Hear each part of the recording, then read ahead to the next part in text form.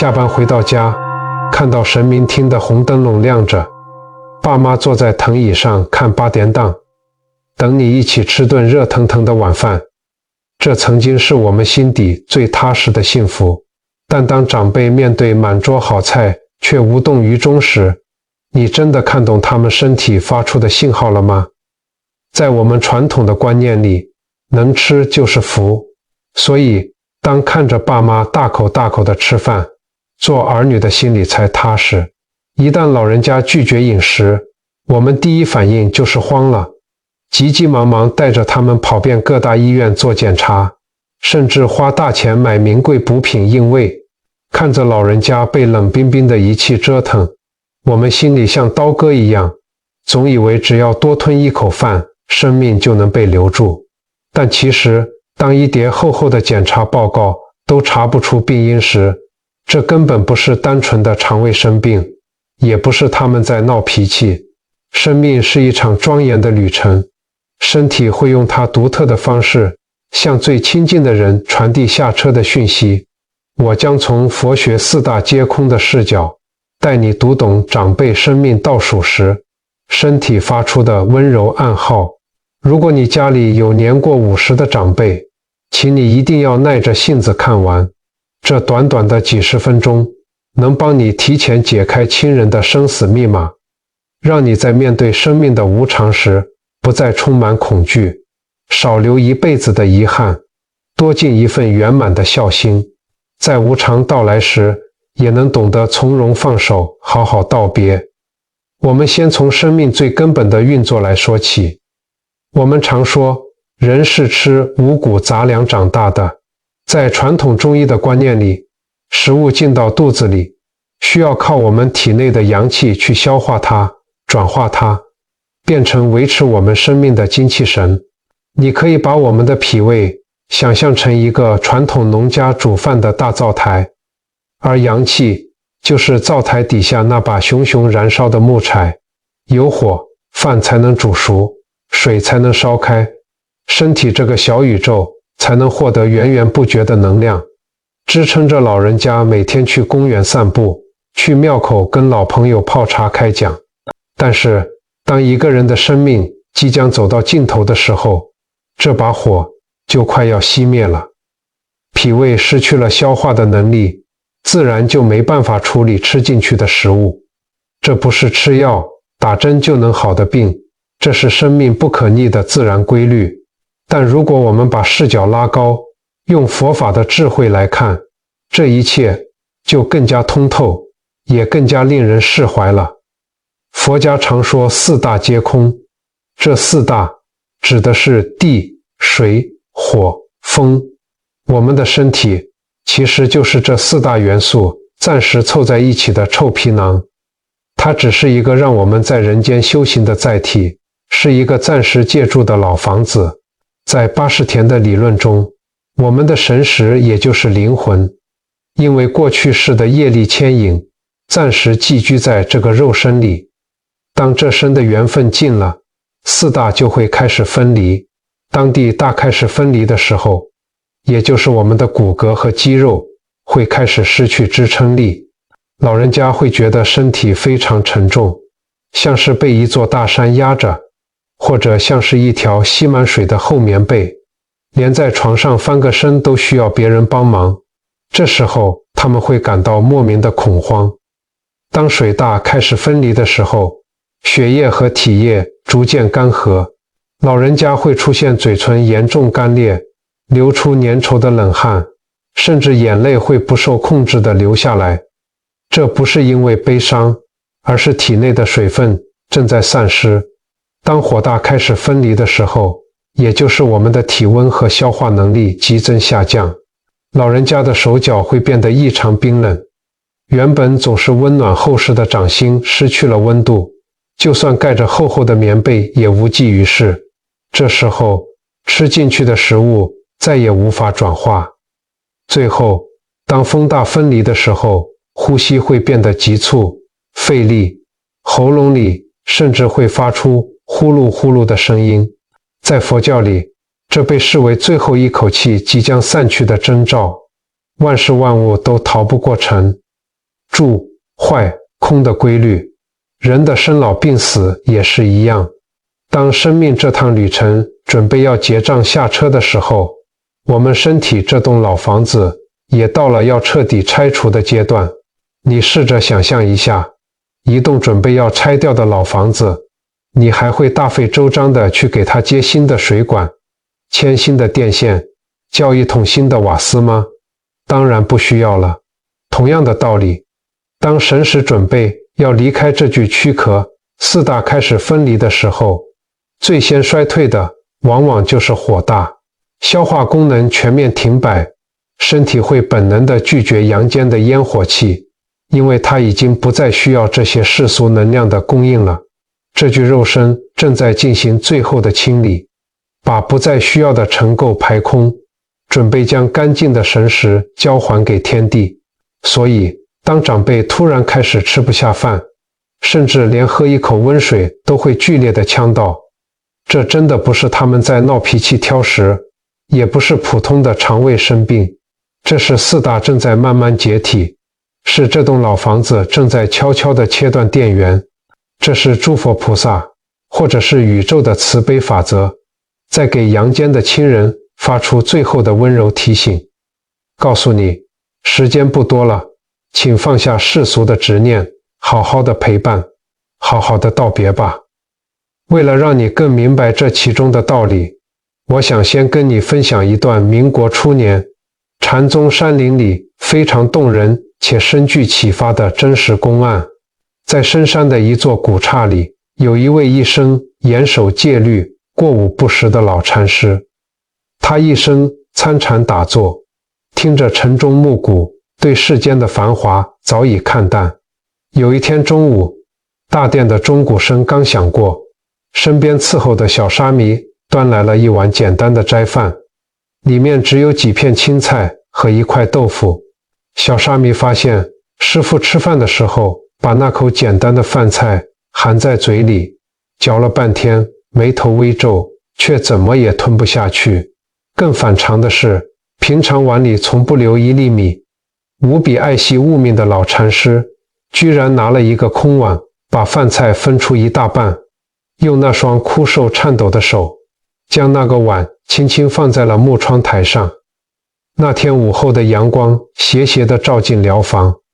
打在老禅师满是皱纹却透着光泽的脸颊上。窗外几只麻雀叽叽喳喳地停在枝头，仿佛也在等待着什么。老禅师看着那些飞禽，眼神里流露出无尽的慈悲与释然。他告诉小沙弥，万物皆有灵，这碗中剩下的不仅仅是米饭，而是他在这个世间最后结下的一份善缘。吃不下，是因为这副肉身已经完成了他的使命，不再需要向大自然索取任何养分了。这份洒脱是将生死看透后的极致平静。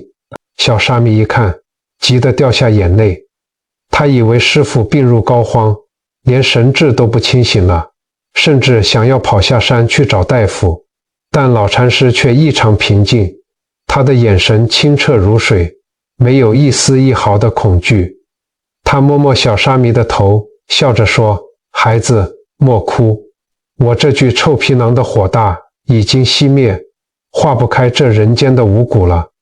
那分出去的饭是留给山中飞禽的结缘食，也是我对这世间众生最后的供养。我的尘缘已尽，是时候把这身皮囊归还天地，放下万缘，往生净土了。”几天后，伴随着清晨悠扬的木鱼声，老禅师在打坐中安详圆寂，屋内还留有一股淡淡的檀香味，久久不散。各位朋友，这就是生命将尽时最真实也最慈悲的两个破绽：吞不下与分食。这不是病痛的折磨，而是灵魂在解开肉体的束缚，准备展翅高飞。我们把镜头拉回现代。几年前，北部有一位65岁的王伯伯，退休前是个尽责的公务员，平时最喜欢去家里附近的公园，跟几个老邻居坐在榕树下泡老人茶、下象棋，身体一直很硬朗，笑声总是特别洪亮。但到了秋风吹起的季节，女儿发现她吃饭总是含着饭吞不下去，有时候一顿饭要吃上2个小时，后来连喝一点清粥都会剧烈呛咳，咳得满脸通红。想想王伯伯以前每次过年过节总是家里最忙碌的那个，亲手做出一桌子拿手好菜招呼亲友，甚至还能一口气爬上5楼不喘气。可是现在那一小碗熬得几乎看不见米粒的清粥，对他来说却像是一座难以逾越的高山。女儿看着曾经像大树一样为自己遮风挡雨的父亲，如今连咽下一口汤都憋得连连咳嗽，眼角泛泪，心里的那种无力感与焦灼真的是无法用言语形容。她多希望医生能开出什么灵丹妙药，哪怕花光积蓄也愿意，但他们不知道，这其实是生命自然退场的必经之路。女儿急坏了，带着她跑遍了当地的大医院，在大厅里焦急地等待，好不容易排到了号码，照了胃镜，医生却说只是轻微的发炎，开了药也完全没有改善。其实这就像那位老禅师一样，王伯伯体内的火大已经在慢慢解体，身体正在本能地拒绝阳间的食物，这在现代的医学仪器上是查不出任何异常的。这是一种肉体对世俗物质的断舍离。还有另外一个南部的案例，78岁的林奶奶是个传统顾家的好母亲，老伴过世20多年了，家里的神明厅旁边一直摆着老伴的牌位。林奶奶每天早晚都会虔诚地烧一炷香，换上一杯清水。有一年冬天，儿子发现母亲每次吃饭都要多拿一个空碗，把桌上那锅卤得透亮的红烧肉、炒青菜跟白饭都分出一半，端端正正地放在老伴身前，常坐的位子上还会轻声对着空气说：“老伴，今天做了你最爱吃的红烧肉，卤得很入味哦，你赶快来吃，不要饿肚子了。”林奶奶这一生大半辈子的青春都奉献给了这个家。自从老伴走后，她独自一人拉扯大几个孩子，吃尽了苦头，但从未抱怨过一句。那个空碗里装的不仅仅是半碗白饭和几块红烧肉，那是她积压在心底整整20多年的深深思念。有时候她还会细心地挑出鱼肉里的暗刺，就像当年照顾生病的老伴一样，动作轻柔而专注。儿子在一旁看着，心里只觉得害怕和荒谬，甚至想把那个多出来的空碗收走，却完全没有察觉到母亲的灵魂已经在为那场跨越生死的重逢做着最后的准备。儿子以为妈妈年纪大了，脑筋不清楚，得了失智症，赶紧带去医院做智力测验，结果却显示一切正常。其实从佛学与灵性层面来看，林奶奶的神识已经开始在向另一个世界过渡了。在佛教的中阴身理论中，临终者会开始看见我们常人看不见的境界，这被称为业力现前。林奶奶大半辈子对老伴的思念与爱形成了一股强大的牵绊，她的神识正在与过去深深牵挂的人连结。那看似荒诞的分食根本不是生病，而是她潜意识里知道自己即将远行，正在向这个世间，向她这辈子最爱的人做最后的温暖告别。这2个破绽往往会先后出现，先是生理上的吞不下，接着是心理上的分开吃。就像一棵深秋的大树，先是叶子枯黄掉落，最后才是枝干的水分干涸。这是生命退场的自然顺序，这也是长辈留给我们的最后的温柔暗号。除了吞不下与分开吃，在生命的最后阶段，还有一个非常容易让家属误判，最后留下巨大遗憾的现象。这是一个充满戏剧性，却又让人无比心碎的时刻。你有没有听过这样的事，或者你亲身经历过？原本卧病在床很久，连一口水都喝不进去，甚至已经陷入昏迷的老人家，某一天突然精神大好，他不仅能自己坐起来，原本无神的眼睛变得明亮有神，还会开口讨东西吃，甚至能条理分明地跟家人有说有笑。谈起几十年前的陈年往事，连那些早已被遗忘的亲戚名字都能一一喊出来。很多家属看到这一幕都会喜极而泣，以为是神明保佑，祖先显灵，奇迹终于降临了。甚至有人会赶紧跑到病房外的走廊，打电话给远方的亲戚说，免请假了，不用赶回来了，妈妈今天气色好多了，还吃了一大碗饭呢，医生也说看起来不错。但是这真的是病情好转吗？陈阿姨卧病在床大半年了，每天只能勉强用棉花棒沾点米汤润润嘴唇，整个人瘦得只剩下皮包骨。但某个傍晚，巷口的街灯刚刚亮起，她突然脸色红润，自己撑着床沿坐了起来，跟床边疲惫的儿子说，她好想吃巷口那家老面摊，淋了满满麻油的面线，还指定要加一颗卤蛋。儿子高兴坏了，以为妈妈熬过生死关头了，赶紧骑着机车跑去买，一路上心里充满了希望。热腾腾的麻油面线端来，香气四溢，陈阿姨吃了一小口，笑着跟儿子聊起她小时候在庙口看热闹，调皮捣蛋被责骂的往事，那些充满笑声与泪水的细节，她说得一清二楚。她还特别交代，要把衣柜最底层那个用红布条层层包着的翠玉镯子拿出来，说那是当年她出嫁时母亲给的，现在要留给即将出生的孙女当见面礼。那碗麻油面线的香气弥漫在整个窄小的房间里。陈阿姨那天不仅说话利落，甚至还主动要求儿子帮她梳理一下许久未曾打理的斑白头发，换上了一件她平时最喜欢的干净衣服。她握着儿子的手，手心的温度让人产生了一种错觉，仿佛那个总是操心家里大小事，充满活力的母亲又完整的回来了。儿子虽然听了老前辈的警告，心里痛得像被刀割，但他拼命忍住眼泪，挤出最灿烂的笑容，陪着母亲回忆过往。这一刻的温馨与清醒，就像是老天爷特意为他们布置的一个温柔的舞台，让他们能够好好诉说心中的爱与不舍。儿子看着妈妈这么有精神，正准备拿起电话跟亲友报平安，这时一位懂点传统医学，平时也有在佛堂共修的老前辈刚好来探望。他一看陈阿姨的气色，再轻轻搭了一下脉象，脸色立刻沉了下来，眼神里流露出一丝哀伤。老前辈悄悄把儿子拉到门外，红着眼眶，语重心长地告诉他，孩子，这不是病好了，这是油尽灯枯前的最后一把火，快把家里能叫的人都叫回来吧，千万别拖了。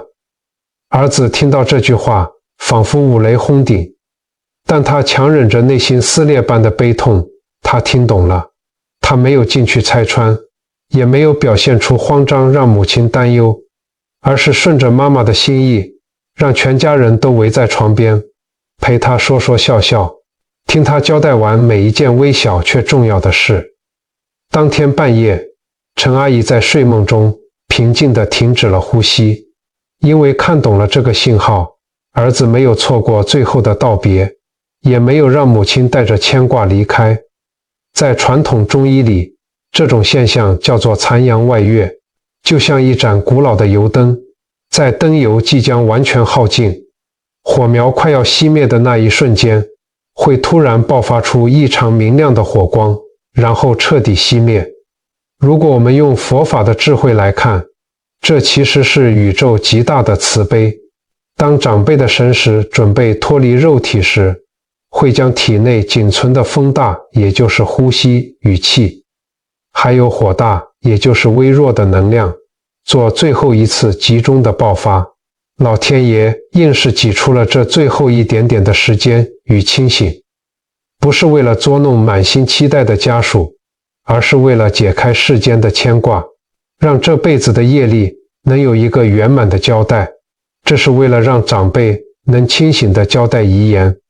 把心里那些舍不得放不下的执念通通交代清楚，更是为了让做子女的能有一个缓冲的机会，好好的握着他们的手，说一声我爱你，说一声谢谢您，圆满这一生的缘分，让神识在离开时能够无牵无挂，顺利迎向光明。所以如果你在病榻前遇到了长辈突然奇迹般的好转，请你先收起过度乐观的期待，保持内心的平静，用最深情最专注的陪伴，听他把想说的话说完，千万不要因为一时的误判错过了老天爷给你们的最后一次道别的黄金时刻。所以当我们看懂了这些温柔的暗号，我们具体该怎么做呢？当我们察觉了吞不下分开吃，或者是短暂的回光返照，很多做子女的第一时间的反应往往是慌张、恐惧，甚至是因为害怕失去而产生强烈的执着。但其实这正是我们实践佛法、尽孝道最关键的时刻。与其花大把钞票去买那些长辈根本吃不下的昂贵补品，或者让老人家在病房里反复承受插管、电击急救的折腾，不如我们学着放下心里的执念，用佛家无私的慈悲智慧，给父母一场最温暖、最有尊严的送行。这不仅是对肉体的尊重，更是对灵魂的超拔。这里有4个临终关怀的智慧，能让长辈在最后的时光里感受到满满的爱，没有恐惧地走向光明的下一站。第一个智慧，顺其自然，以甘露润泽。很多子女看到父母不吃饭，就急着逼他们吃，觉得饿着肚子上路不吉利，甚至有些会选择插上冰冷的胃管，强迫灌食。其实这是在增加长辈肉体与灵魂的双重痛苦。既然身体的火大已经熄灭，硬塞进去的食物无法转化为营养，反而会变成身体的负担，让他们反胃、呕吐，甚至引发感染，让神识陷入混乱。真正的慈悲是懂得放手与顺应。如果长辈觉得嘴唇干裂、口干舌燥，你可以用棉花棒沾一点温热的蜂蜜水，轻轻涂在他们的嘴唇上。蜂蜜的微甜能够安抚焦躁的神经，这在佛法里就像是用观世音菩萨净瓶里的甘露水来润泽受苦的众生，不强求他们吞咽，只要让他们感觉到滋润，不难受，这就是最温柔、最如法的照顾。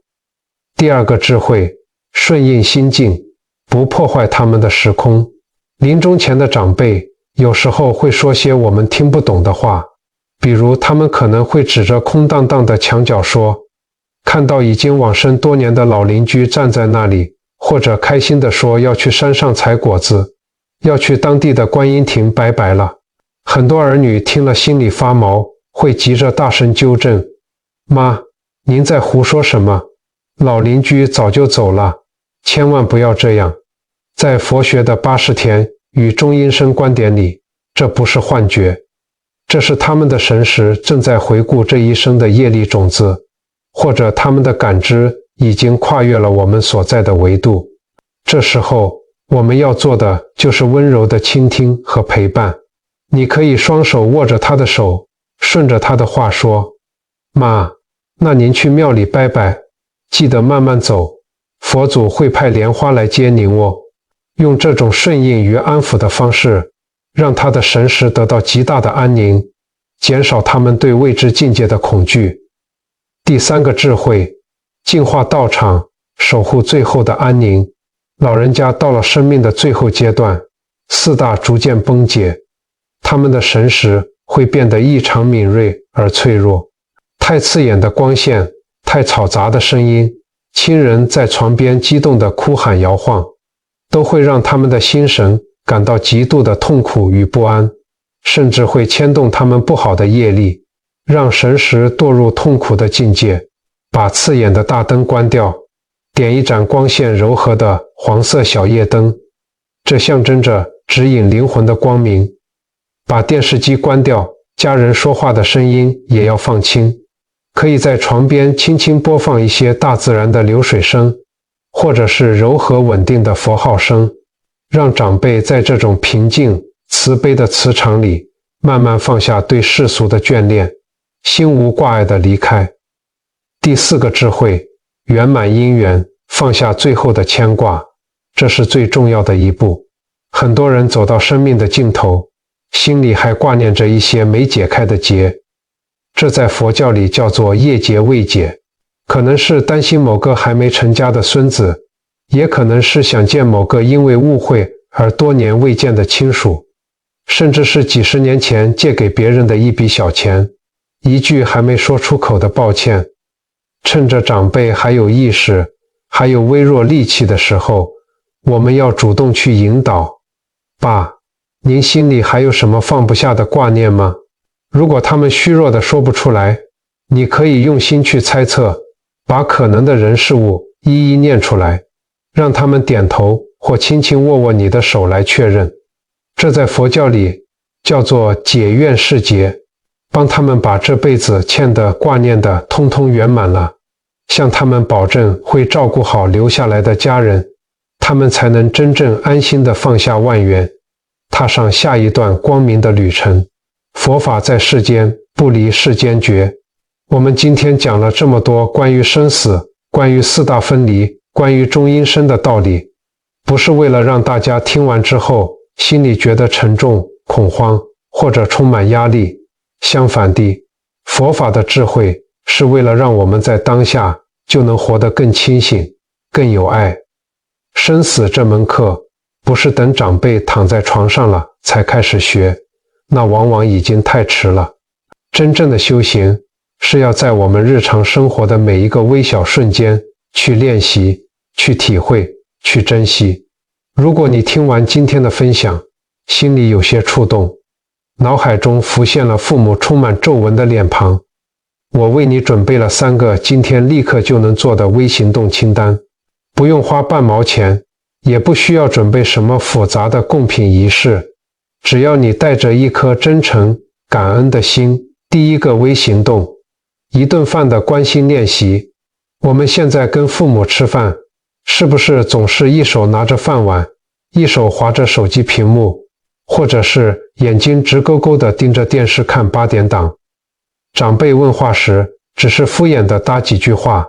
从这个周末开始，我邀请你挑一顿饭的时间，把手机彻底收起来，把电视关掉，什么都不要做，就是静静的、专心的、全心全意的陪父母吃这顿饭，用你的眼睛去仔细观察他们咀嚼的样子，看看他们夹菜的手是不是已经布满了老人斑，动作是不是变得有些迟缓了，看看他们吃饭的速度是不是比你记忆中慢了许多。这在佛法里叫做观心，也是一种深度的正念练习。你在观察父母的同时，其实也是在关照自己的内心。你会惊讶地发现，原来时间在父母身上留下了这么多无情的痕迹。当你开始真正用心看见他们，那份珍惜的心自然就会生出来。这种心灵的陪伴，比你买几万块的顶级补品还要珍贵100倍。第2个微行动，睡前3分钟的无常观想。很多时候，我们害怕死亡，避讳谈论生死，是因为我们从来不敢勇敢地面对它。我建议你，今天晚上睡觉前，躺在床上，闭上眼睛，给自己3分钟不受打扰的时间，在脑海里清晰地想象一下父母安详的面容，然后在心底默默地对他们说4句话：对不起，请原谅我，谢谢您，我爱您。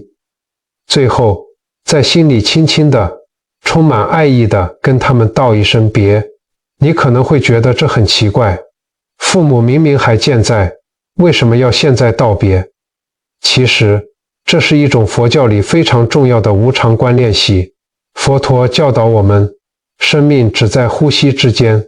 当你在心里无数次预演过告别，当你把每一天都当作是跟父母相处的最后一天，你就不会再去计较那些鸡毛蒜皮的争吵，你不会再为了他们的一句唠叨而发脾气，你会把所有的力气都用来好好爱他们。等到将来无常真正到来，必须要道别的那一天，你的心里就不会有遗憾，只有深深的感恩与圆满。第三个微行动，牵起手，传递温度的练习。我们东方人表达感情总是很含蓄，爱在心里口难开。长大以后，你有多久没牵过爸爸妈妈那双长满厚茧的手了？人在衰老的过程中，听觉和视觉会慢慢退化，但触觉却是保留到最后的感官。语言有时候会失效，会产生误会，会显得苍白无力，但皮肤的温度不会骗人。下次回家，试着轻轻握住长辈的手，或者是帮他们揉揉僵硬的肩膀，轻轻拍拍他们的背，把你的安定、你的感恩、你的温暖，透过掌心毫无保留地传递给他们。这份肢体的接触能给老人家带来极大的安全感与被爱的感觉，让他们在潜意识里知道，别怕，无论发生什么事，我都在这里陪着您。说到这里，我想跟各位分享一个藏在我心底很深、很真实，也一直支撑着我走到今天的故事。那是我父亲临终前的1个月，当时他的身体机能迅速衰退，也出现了吞不下和分开吃的破绽。作为一个学佛多年、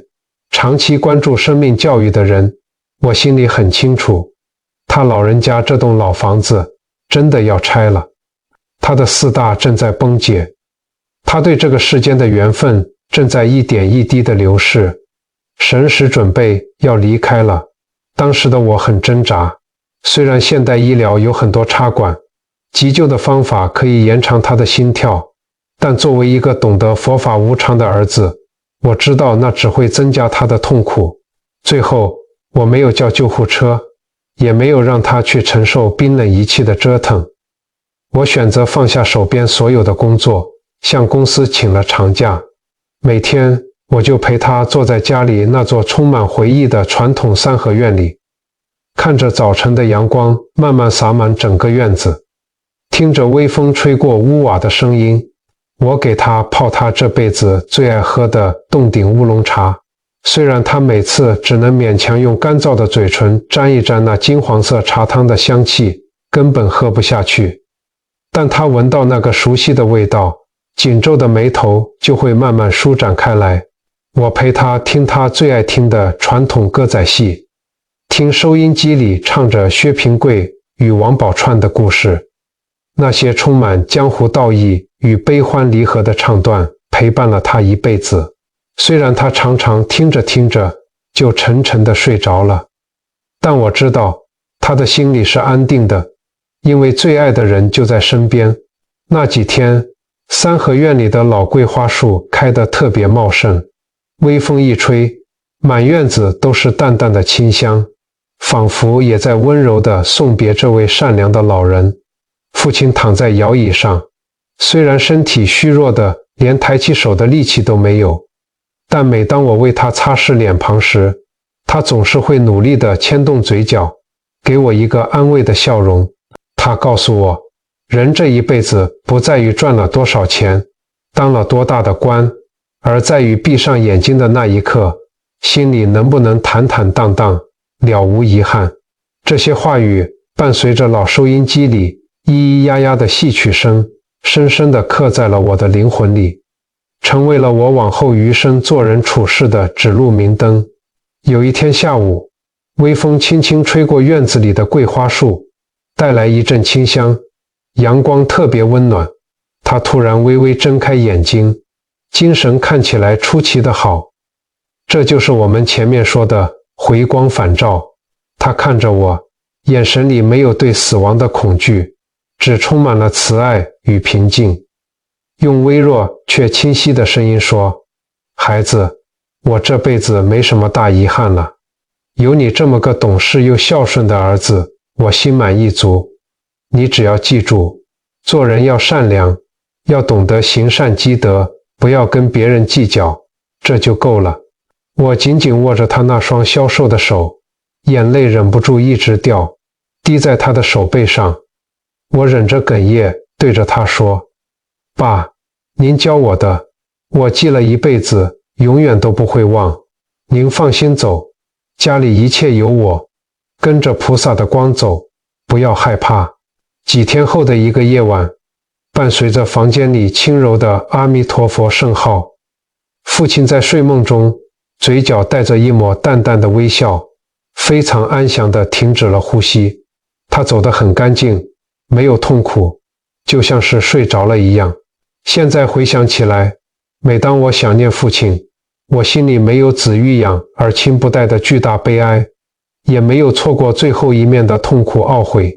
因为在他灵魂准备退场的最后时光里，我读懂了生命的信号，我用尽了全部的爱与佛法的智慧，陪他好好的告了别，帮助他圆满了这趟人生的修行。各位朋友，佛家说生死疲劳，从贪欲起，我们对死亡的恐惧，往往来自于我们对这具肉身的强烈执着，以及对亲人深深的贪恋与不舍。我们总以为把人留在身边就是爱，但其实死亡从来都不是生命的终结，它只是另一场伟大旅程的开始。就像冬天的落叶，它不是消失了，而是化作春泥，换了一种方式去滋养这片土地，等待下一个春天的绽放。我们的亲人也是一样的，他们离开了这栋破旧的老房子，卸下了肉体的病痛与重担，换了一种更轻盈、更无拘无束的方式，化作清风，化作明月，永远守护在我们身边。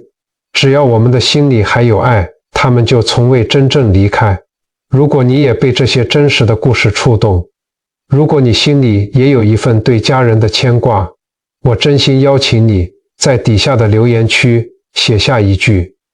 愿天下父母皆得安宁，或者是为你心中牵挂的人留下一句最真挚的祈福。在佛法中，这叫做回向。当我们成千上万人的善意、感恩与祝福汇聚在一起，就会形成一个无比强大、充满慈悲的正向磁场。这个磁场不仅能让过去的亡者离苦得乐，更能护佑我们身边健在的亲人，